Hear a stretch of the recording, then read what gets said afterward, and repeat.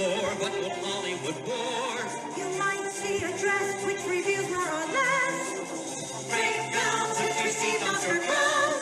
They're here for your viewing, so come, let's start doing our show. Hold on tight, here we go, come and learn what made Hollywood burn every man. Since the movies began, the history, the lore, the trivia and more than Hollywood.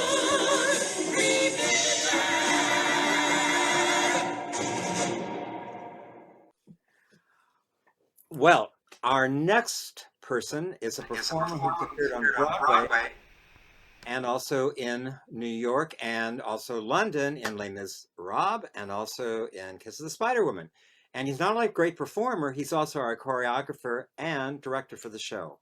May I introduce to you Joshua Finkel. Hi everybody. I'm Joshua. Happy Valentine's Day. It is great to see you.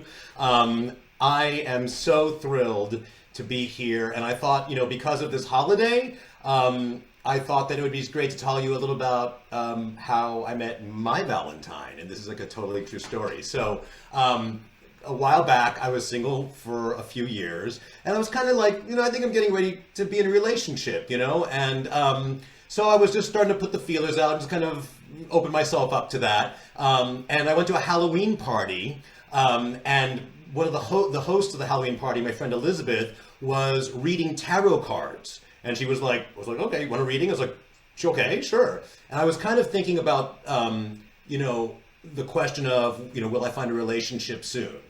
And she laid out these cards, and it was, it was unbelievable. It was like, oh my gosh, there's my life. You are amazing. So, and when it came to the relationship card within the layout, I think it was the Two of Cups, and it was dealt upside down. And she said, okay, you're really passionate about your work. We look over here how passionate you are and all that stuff, and you love it. But sometimes all of that absorption in your work blocks you from just being open to a relationship. So you're going to have to actually put more effort into it. Like, you're going to have to do some looking instead of just thinking that through work or whatever, a relationship's going to just show up. You want to turn that card right side up. You're going to have to work at it. So I was like, gotcha. So I said, I'm going to go on some dating sites. Let's just try this thing. So I went on Match.com, and I went on JDate. If you guys know what JDate is, it's Jewish online dating. Being that I'm Jewish, I was like, I want to find a fellow Jewish person who just understand, my humor, easy with the holidays and the family, and if they make a good pot roast, that's it. So that's the clincher. Deal breaker. So I went on JDate, and I had a couple of coffee dates, and then this lovely guy, Steve, came up. Although he had sort of a stern profile pic. It was like, it seems a little severe or whatever, but we started having a little chat, and then we talked on the phone, and we had a great conversation on the phone, and we decided to meet for a coffee date. So we were going to meet at Pete's Coffee. And about, I think 2 days before our scheduled date, he called and said, hey, listen, can I just push our time back maybe 90 minutes and just push it back 90 minutes because it's the same day as my parents' wedding anniversary, and I'm throwing them the small anniversary luncheon, and I want to just, make sure I get all that handled, and I'd love to come still meet you for a date. And I thought, okay, you are putting family first, your parents' anniversary, making that happen. You are a good guy. I love that. Points. So I pulled up to Pete's, and I was kind of ready for that, severe guy to walk out. And that really inspired me singing this first song. This is exactly what it was like.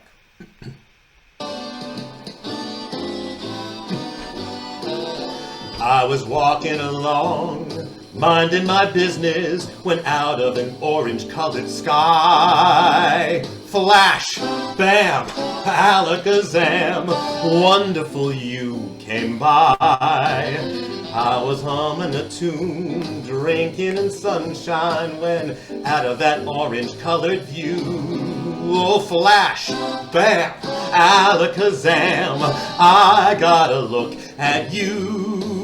Oh, one look and I welled, timber, watch out for flying glass.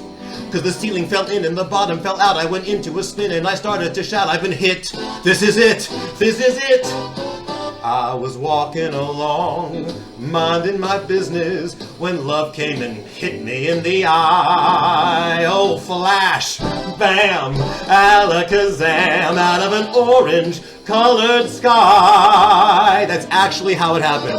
I was facing west into the sun, and I was expecting this, severe guy to walk out. I looked over, steam came out of Pete's to come down to the car to greet me, and he had this, warm, wonderful smile, and I was like, who's that?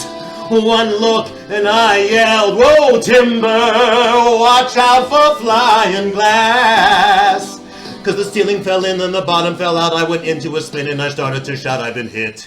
This is it. This is it. Yes, I was walking along, minding my business, when love came and pow, pow, powed me in the eye. Flash, bam, alakazam, out of an orange-colored, purple striped, pretty green polka dotted sky. Flash, bam, alakazam, and goodbye.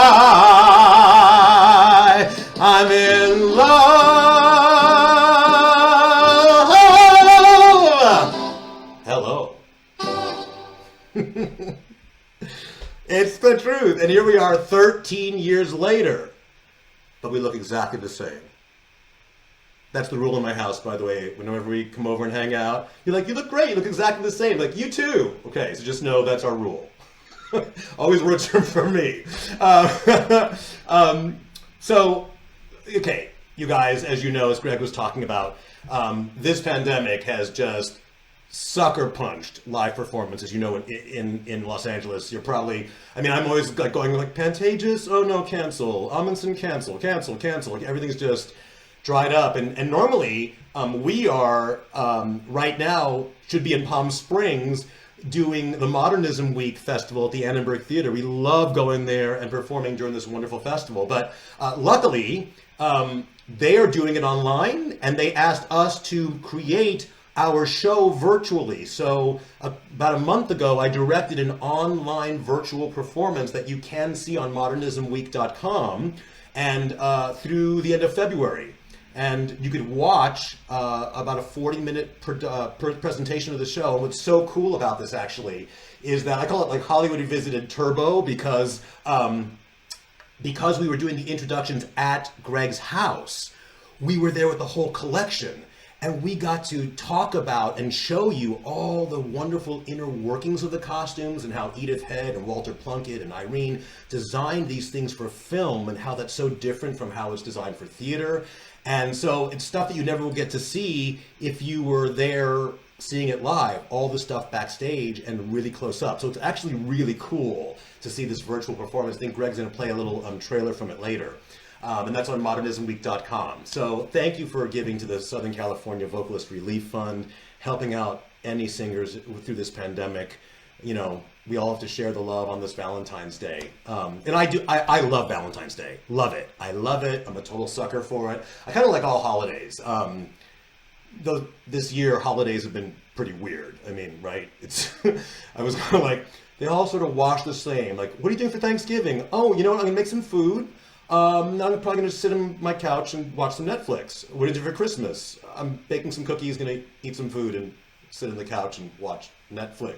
So I don't think there's any more Netflix left. I think I've gone through the entire canon, so they better start making some new stuff, because I've gone through it. So Valentine's Day is tomorrow.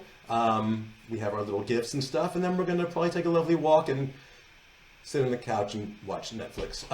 But with this holiday, which is one of my favorites, Greg actually gave me this song because he knows how much I love Valentine's Day, along with the other holidays, but this one is absolutely one of my favorites. And I think this is a beautiful, beautiful love song by Lou Vitaco, and I want to close with this thought for you.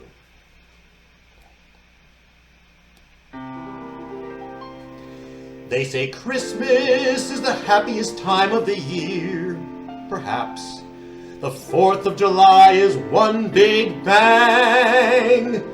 They say that New Year's Eve's a party and Halloween's a ball.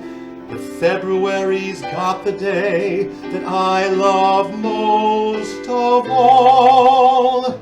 I've got a heart-on for you this Valentine's Day.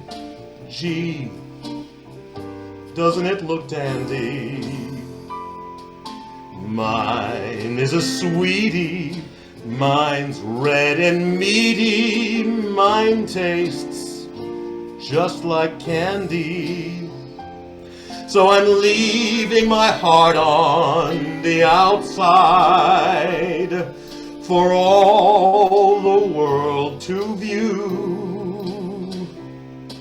If you had a heart on like mine, dear, you'd leave it outside too. And I want you to know this Valentine's Day I'm giving my heart to you. And though you might think it queer, I love you, dear, and I'm hoping you feel the same. I've got a heart on for you. Oh, look, you've got a heart on too. Nice. This is my lucky day. Be mine. Did you get nervous? Please, thank you.